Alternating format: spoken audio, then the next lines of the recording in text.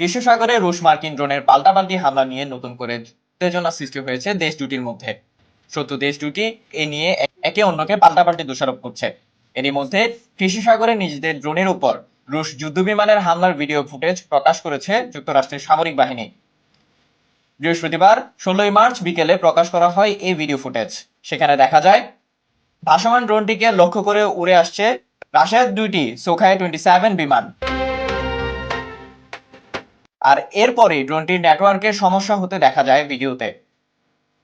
কিছুক্ষণ পরেই সংযোগ সম্পূর্ণভাবে বিচ্ছিন্ন হয়ে যায়। মার্কিন বাহিনী বলেছে সংঘাতের কারণেই কৃষ্ণ সাগরে পতিত হয়েছে ড্রোনটি। হামলার কারণে ড্রোনের নেটওয়ার্ক বিঘ্নিত হতেও দেখা যায় ভিডিও ফুটেজে। রাশিয়ার দাবি 36 ফুট দৈর্ঘ্যের মার্কিন ড্রোনটি মিসাইল, বোমা ও বিস্ফোরণ বহনে সক্ষম। উড়োযানটির পাখার ব্যাপ্তি 72 ফুটের বেশি, তাই নিরাপত্তার খাতিরে ড্রোনটিকে ধ্বংস করা হয়েছে। ড্রোনটির ধ্বংসাবশেষ তদন্তের জন্য সংগ্রহ করার চেষ্টা চালানো হবে বলে জানান রাশিয়া। আর এই নিয়েই ক্ষিপ্ত ওয়াশিংটন। বিষয়টি নিয়ে যুক্তরাষ্ট্রের জয়েন্ট চিফ অফ স্টাফের চেয়ারম্যান মার্ক মাইলি বলেন, এই ড্রোনটি মার্কিন যুক্তরাষ্ট্রের সম্পদ। কোনোভাবেই এটির ধ্বংসাবশেষ আমরা শত্রুর হাতে পড়তে দেব না। এটি সাগরের 4 থেকে 5,000 ফুট গভীরে পড়েছে। সেখান থেকে উদ্ধার অভিযান জটিল। আর এটাও সত্য যে ওই অঞ্চলে আমাদের জাহাজ নেই, যদিও বহু মিত্র রয়েছে সেখানে।